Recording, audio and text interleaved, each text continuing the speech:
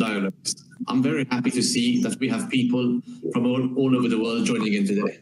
I'm Mike Grech, the Events Director for World Ethanol and Biofuels, and also our regional events in Latin America and Africa and Asia. And before we start our focus on India, what will be one of the hottest topics in ethanol expansion for the next few years, I wanted to go through a number of features on the online platform. You can can minimize or maximize, you can move the tabs, check out the speaker windows, get more information on Excel, who is kindly sponsoring today's session. We will also be running a live Q&A at the end. If you have any questions, please type them in and we will answer them in the Q&A session. Our two speakers are Oli, who has recently left BP after many years, and Sanjay Desai from Excel. Good luck, everyone. Olivier, Oli, it's all yours. Thank you. Okay. Well, thank you very much, Michael, and good afternoon, good morning, good evening, everybody. So a real pleasure to be here and to join you in listening to this really interesting presentation from Sanjay Desai about India. And I'm really looking forward to it because I'm fascinated by the potential of India. And I have actually very fond memories of, it was about 20 years ago. I used to work in a large multinational in those days in London, and about every 12 months we would get all the top brass of the company together, all the senior executives, and we would have a conversation about India because, you know, being a largely Western based, we didn't have a big presence in India. And we probably spent half a day finding many different ways to say India is a big country. But really, that didn't give us a lot of clue about how to get a bigger position in India, how to do business in India. And then everybody went away. And 12 months later, not much had happened, but we would all get together again and have this same presentation. And it ended up being known as the India is a big country presentation. So, I mean, that was a long time ago, by the way. A lot of good things have been done by these companies since then. But really, India is a big country. That's still true. And the potential of Indian ethanol is also, in my view, very big. And I am unclear about the full potential of Indian ethanol, and I'm really looking forward to getting some pointers about that in that discussion with Sanjay today. I mean, we know that we have two superpowers in the ethanol world globally, being the US and Brazil.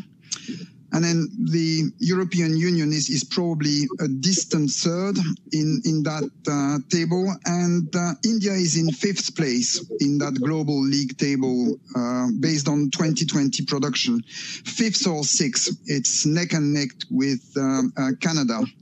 But I think, and I believe many people listening today will think that India has the potential to be a great deal bigger than it is in terms of ethanol production. Of course, we know that it's not easy. There is a lot of planets that need to align for any country to become another ethanol superpower. It needs lands and natural resources, and we know that India has got that in spades, but it also needs capabilities and know-how. It needs infrastructure, and it certainly helps a lot if it has a big and dynamic domestic market with policies and regulations which are favorable to ethanol, so that the country doesn't have to rely on export for development of the ethanol sector. So I think for me, the key questions that are on my mind as we're about to listen to Sanjay are how competitive is Indian ethanol today as in the future? What are the feedstocks that we should be looking at? I mean, obviously we know that India is a big sugarcane producing country, but is that actually the best feedstock? What are the choices in terms of feedstocks, first generation and second generation? The S word, as a European, it would be remiss of me not to mention sustainability. So interested to understand more about the sustainability considerations for Indian ethanol. And really coming back to this domestic market, I mean, we all know that India is a big country. I'll say it one more time. It's got a huge population, and the economic growth and the growth in demand is really impressive. So is ethanol mostly a domestic play for India? And effectively, the ethanol industry is going to be playing catch-up with the domestic economic growth and the growth in demand? Or is ethanol an export play potentially for India? So those are some of the questions that are on my mind, and I'm really looking forward to discussing that. So without further ado, Sanjay, the floor is yours. Yeah, thank you very much, Oli, and thank you, Michael. Good morning, good afternoon, and good evening. It is really a great honor for me to make a presentation in front of a very knowledgeable and experienced dignitaries. My name is Sanjay Desai. I am Managing Director of Excel Engineers, Pune, India. So we are one of the fastest growing EPC company in bioethanol and distillery plants. Today's my topic is ethanol, India ethanol spotlight, production and blending increases, and technology design flexibility opportunities for all of us. So with your kind permission, I would like to spend some time in explaining about our company. So we are basically a technocrat-driven 10-year-old company. Our technology is Emax for distilleries and bioethanol. We have about 100 technocrats, and we have a cumulative experience of 150 plus projects. So we are responsible for 50% India's ethanol production and about 40 to 50% potable alcohol production. So far, we enjoy a market share of 50%. We have already completed 60 plus greenfield projects, complete projects based on molasses and grain in pan-India basis in last 4 years. We are also a CRISIL-rated IOC company. We are headquarters in Pune with our own R&D and also with our own in-house manufacturing facilities. We also have built quite a few facilities all across India to cater to the regional markets. So our main line of expertise is distillery and bioethanol technology and EPC business. We also diversified into other fields like chemical, starch, and solvent recovery units. So we provide turnkey solutions right from the technology, engineering, equipment, and EPC solutions. So we also have a pan-India basis after-sales network to support all our plants and customers. We have the design and the construction capability to build the ethanol and distillery plants using international design codes like ASME, TIMA, API, and DIN, etc. So we can support all our global partners with different design requirements. We use a 3D software to build the plants. And this is a typical example of a ethanol plant built in east of India using a 3D software. So as you may be aware that we are having a market share of 50% in the last 3 to 4 years consistently. The main reason is being the technology Emax and Emax versions, which gives a better performance benchmark as compared to the existing industry in India. So we are also coupled with the technology, we are also very strong in after sales and troubleshooting services to our customers. That could be one of the reasons why we are growing so much. So Emax is our technology, which is developed indigenously by Excel. As you can see that, in a cost of production of ethanol or alcohol, the majority is the raw material, feedstock, which is the cost of which is not in our control because this is decided by the market demand and supply. And also, it also depends on the farmers' willingness to divert the feedstock to the ethanol production. So the second major cost factor is the utilities, which is the energy cost, steam and power, and of course the water. So EMS technology has really come out and developed the plants which consumes 20% less energy, so that customer can improve their profitability by almost 10% on the ethanol production. So apart from the energy consumption, EMS technology also takes care of the high efficiency, high quality, low water footprint, and practically a zero liquid discharge without damaging the environment. So these are a few highlights of Excel installations. We are very proud to state that Excel has built India's largest grain ethanol and distillery, Molasses ethanol and distillery, and also the ethanol dehydration plant. These are the single largest plant. We also build a most efficient steam economic grain distillery and molasses distillery. We have also implemented the new technology in terms of the heat integration in a grain distillery. In case of grain distillery, our DDGS dryer vapors are used to run the multiple effect evaporators.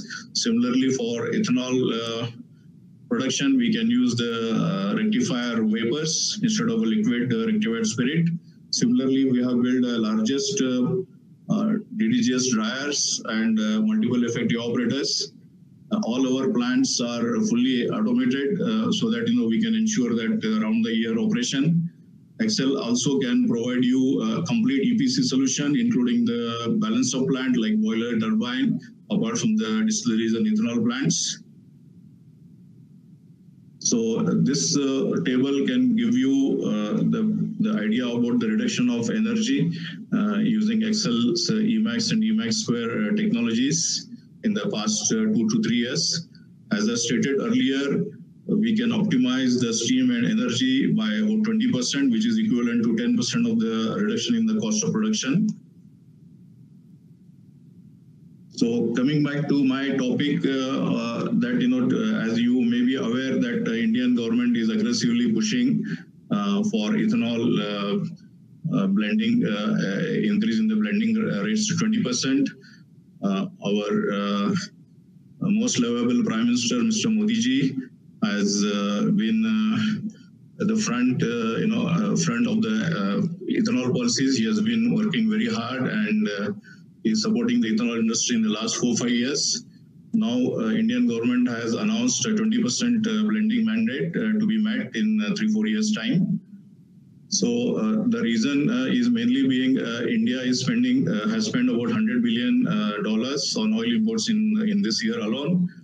And at the same time, we have excess agriculture produce like sugarcane, like excess crops, mainly the corn and rice. So our government's idea is to these excess crops to ethanol and increase the blending rates, and also at the same time pay the farmers a better price for their produce. So today, Indian ethanol production capacity is around 4.2 billion liters, which is equivalent to 7 to 8% blending percent on an annual basis. So we are still short of 2 to 3% to make it 10% blending, which is the current blending rates. Of course, with all the plants and projects under implementation, we can go up to 6 to 6.5 billion liters. But to achieve 20% blending by 2025, we need almost about 8 billion liters. So there is a gap of almost 2 billion liters in terms of the production capacities. This table give you some idea about the ethanol demand in the last 2 years. State-wise data is there. You can see that 2018-19, the demand was 3.3 billion liters, which increased to 5.1 billion liters in 2019-20, and next 2 to 3 years, it will go up to 8 billion liters. So there is a huge gap of the demand and supply.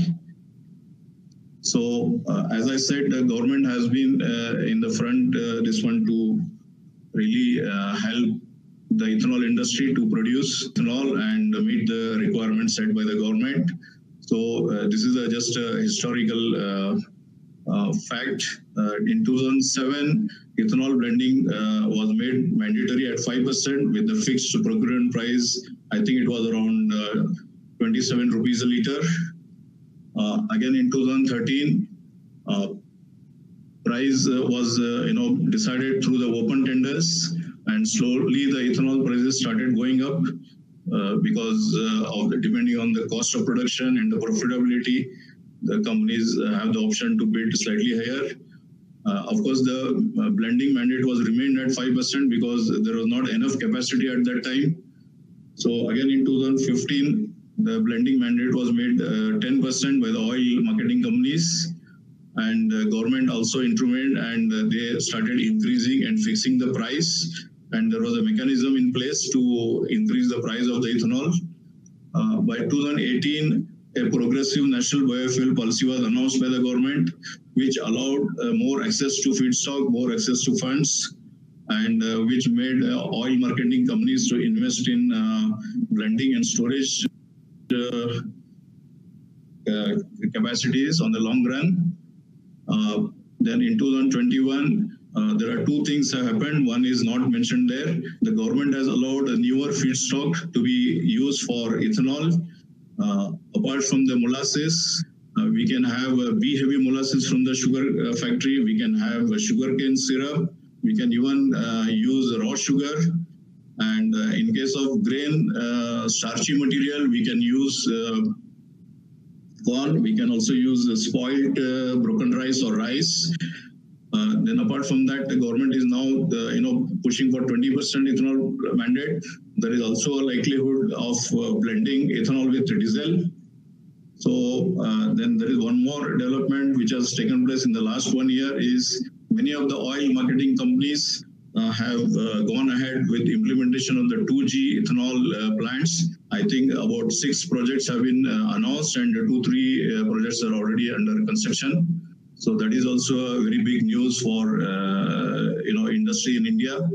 So apart from these historical facts, recently government has given a 6% interest subvention for all the entrepreneurs and companies who want to do an ethanol production facility or expand their existing facilities.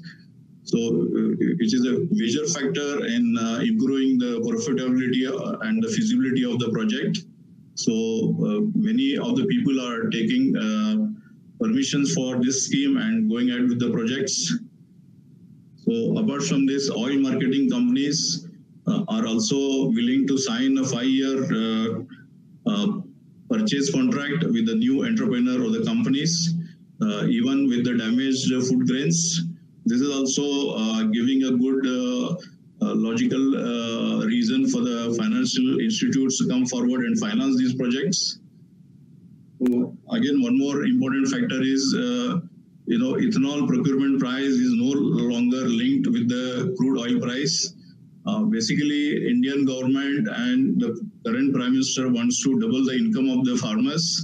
So depending on the cost of the feedstock, they are announcing the prices of ethanol from time to time. You can see that last 2-3 years, the ethanol prices have gone up from say between 5 to 20%. So that is only to help the farmers to get a better value for their produce. So now, the government has also recently announced the differential pricing for different, feedstock derived ethanols. So in this chart, you can see the different grades of ethanol that is produced from different feedstocks. The rates are different. So earlier for C-heavy molasses route, we used to have 43.75 rupees a liter. Now recently it has increased to 45.69. Similarly for B-heavy, it is slightly higher at 57.61. And for sugarcane juice, sugar and sugar is basically raw sugar, the prices are higher at 62.65. And the maize is again, maize is basically a corn. The price is at around 51.55 rupees a liter. So apart from this, recently government has also announced a scheme where they procure excess grains from the farmers and they maintain a stock in warehouses all over India. And if industry wants, they can access this at a fixed price of 20,000 rupees a ton. For that, the ethanol price is slightly higher than the corn or the market procured rice. So this is a very interesting the mechanism they are right at, which will give the industry feedstock security. So, of course, there are quite a few challenges for meeting the 20% ethanol blending. One is, like I explained, that there is a shortfall of production capacity in India. For 20%, we need to have 8 billion liters, whereas currently we are producing only 2.3 billion liters, and it may go up to another by 1 billion liter with all the new plants in place. But still, we have a shortfall of 2 to 3 billion liters. Then we need to increase the distillation capacity, storage capacities. This is one problem. Then the second is so far our ethanol production is mainly from cane molasses. So right now with the aggressive lifting of ethanol, the cane molasses is in shortage. So unfortunately, we have a very high sugarcane production for the last 5 years, and next 2 to 3 years it will be the same case. So now we can divert this sugarcane and sugarcane syrup to the ethanol production, and also we can also help us to meet the requirement of at least 5 billion liters. So again, end of the day, we need to also look at corn and spoiled rice as a feedstock for bridging the gap. So the third problem is, in India, typically the ethanol is produced in 3 states, mainly Uttar Pradesh, Maharashtra, and Karnataka. So we have, supposing there is a 10% mandate in these states, we are producing more than 10%. So ethanol has to go to other states. So there are a little bit of constraint and issues with the interstate transfer and permissions and transportation cost. Apart from that, the movement of molasses and permission from one state to another state is also a little bit of an issue. So I'm sure our very responsive government would look at this, and they should ease these issues so that the ethanol production and blending can go up very easily. So Oli's question about various feedstock availability in India, I think this slide gives enough information. India being mainly the agriculture economy, we have plenty of feedstock or the agriculture produce for first generation, second generation, and third generation. For example, for first generation, we have sucrose containing feedstock, sugar beet and sugar cane. And for starchy material, we have wheat, rice, and corn. For lignocellulosic material, we have wood and straw and a lot of agriculture waste like cotton waste. And of course, the microalgae, because of the very good sunlight and the tropical region, we can also look at microalgae for third generation. So seed sorghum could be a game changer in Indian ethanol production, because sweet sorghum can give 1G ethanol. Also, we can convert the bagasse of the sweet sorghum to 2G ethanol. So it could be a game changer. When the time comes, I'm sure the entrepreneurs will look at this feedstock with an open mind. Then, of course, today, since we have excess sugarcane, now sugarcane juice, cane syrup, B-heavy, C molasses, even the raw sugar is allowed to be converted to ethanol. So many of the plants are already doing this for the last 1 to 2 years. So profitability is quite good. So a lot of expansions are happening in this way. And like I said, this policy of our government is mainly to help farmers apart from the reducing the oil import. So if you use sugarcane, sugar beet, or sweet sorghum as ethanol crop, so one can get about 3,000 to 5,000 liters per hectare. In case of sugarcane, sugar beet, we can go up to 5,000 to 6,000 liters per hectare. And sweet sorghum, only with the sugar, we can go up to 3,000 liters per hectare. But of course, with bagasse being converted, this yield can be higher per hectare. So, of course, these data is for Indian context, Indian soil, and rain pattern. So, this may be different for different continents. So, typically in India, we have three kinds of ethanol or distillery plants as of today. One is a molasses-based distillery. Second is the grain-based distillery. Third, now new norm for the distillery is the multi-feedstock distillery. So in case of molasses distilleries, our Pollution Control Board allows two technologies for the wastewater treatment. The first one is the biomethanation route, whereas after distillation, the wastewater or the vinaza is taken to a biodigester to recover biogas, which can be converted to compressed biogas.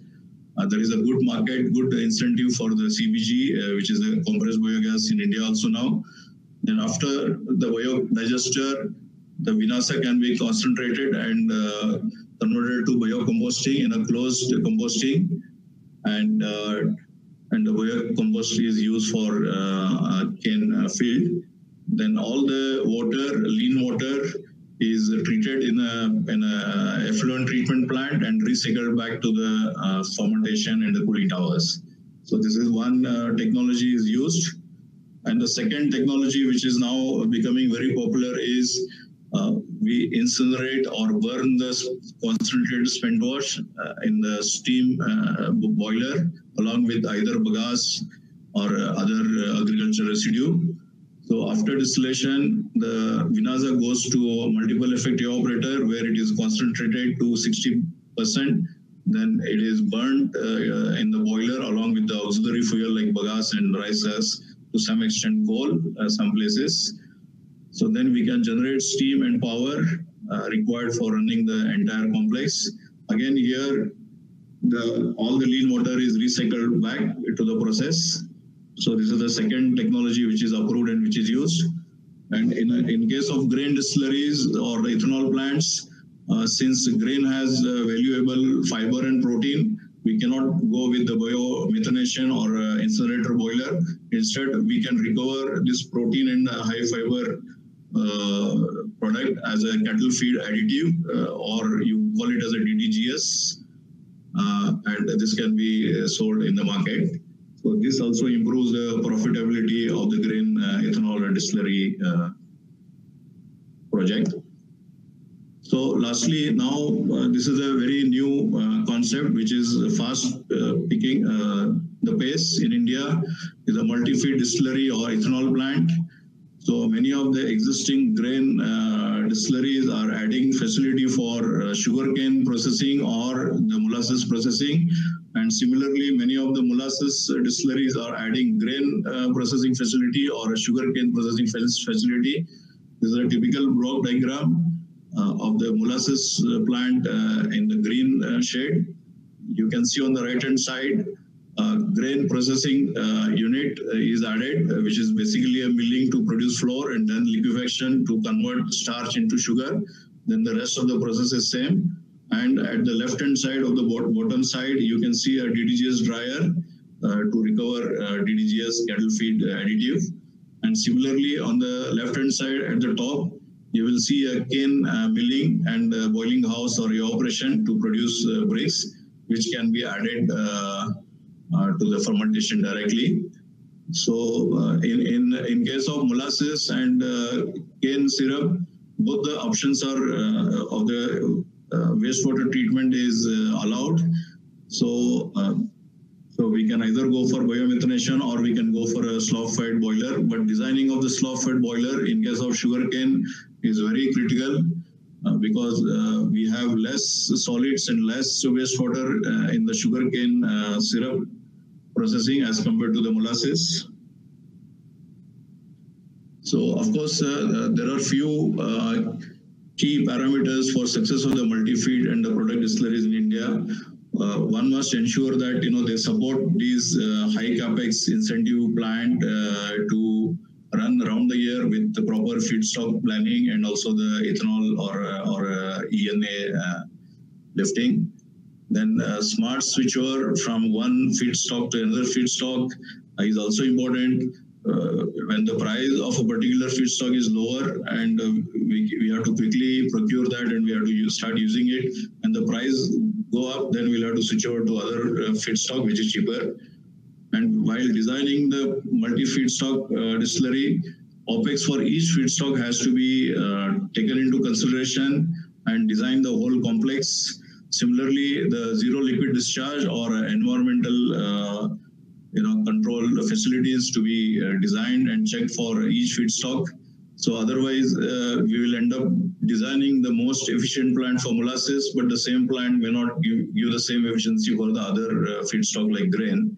Then the feasibility of the project will be in question. So similarly, CapEx can be optimized with the using of the common equipment. For example, multiple effect evaporator can be common for molasses feedstock, sugarcane syrup feedstock, or the grain feedstock. Then another most important thing is the technical skill set. So that is required for only molasses plant or only grain plant is different. Technical skill set that is required for managing the multi-feedstock plant is different. So we need to retrain the plant management and reorient them to manage the multi-feedstock ethanol plants. This is very important. And many of the institutes like the Vasantdada Sugar Institute, Natural Sugar Institute, they have been already putting a lot of efforts and curriculum to do it this year onwards. I'm sure all the distilleries will have enough skill set to manage their own business. Then, of course, the cost-benefit analysis for each feedstock from time to time has to be done, and then the management has to take call on which feedstock to be used. So, of course, now these are few plants which were done in India in the last 1 to 2 years. This is the plant belonging to DSCL group in East India. This is the single largest plant in India, which is 250 kiloliters per day, which was commissioned last year, just before the COVID. Then this is another plant operating on cane juice to ethanol in Philippines. This can also use molasses now. Then these are some other plant pictures built in India. This is just to give you an idea of how the Indian ethanol plants have looked like now. One can always appreciate the improvements in the design and engineering. So these two plants are running on sugarcane for last 2 years on the syrup. So they don't use any molasses or grain. So both are in Karnataka, South Indian state, and they are very successful in making money out of sugarcane. Because in India, you must also see that that sugarcane prices are highest in the world. So if Indian ethanol plants can make money out of expensive sugarcane, then the efficiency of the plant has to be very, very good. So in terms of yield, in terms of steam and power. So these are different plants. This is one multi-feedstock plant built in South India belonging to Hermes Distillery. This can utilize molasses and also grain. At the same time, we can produce ethanol and also potable grade extra neutral alcohol. Diageo has a bottling unit here, so they are bottling the liquor also. So this is the first, you can say, multi-feedstock, multi-product plant running in India. So of course now there are quite a few plants have been set up. So this is one picture of one plant with the slough-fired or a spent wash-fired boiler. On the left-hand side, you can see a green canopy, which is a spent wash-fired boiler and a distillery. Very compact, very neat and very clean. So this is because of the technology of spent wash-fired boiler. So this looks like a chemical plant. So this is another plant. So I am skipping some of the slides so that I can maintain my allotted time slot. This is a typical DDGS cattle feed additive dryer built in South India. So I would like to impress upon the fact that how the ethanol industry is aggressively expanded in India. You can see in this picture there are 3 plants. All the 3 plants are built in last 4 years. So the investor wanted to build a plant, then we build it. The next year he said he wants to expand. We build another plant, and the third year he built another plant. Now we are also implementing one more plant. So this shows the confidence of the investor in India to really support the government policy. So this belongs to Baramati Agro in near Pune. So this is another plant in Maharashtra. So this is a plant in Uttar Pradesh. So these are all our customers, all top-notch sugar and distillery companies are our customers. Many of them have given us the multiple assignments depending on the performance of the first project. So we are very happy to work with all of them. Then we have been awarded Excellence in Technology Development by MSME Chamber of Commerce recently, and also the Sugar Technology Association of India a couple of years ago. Then we believe in complete transparency and knowledge and information sharing. So if you need any information, any clarification on technical, on projects, we are happy to share. Please write to us. These are our contact details. So I'll be personally able to respond to you. So thank you very much, sir. Thank you very much for your patience and your keenness in going through this presentation. Thank you very much. Stay safe and stay connected. Thank you, sir.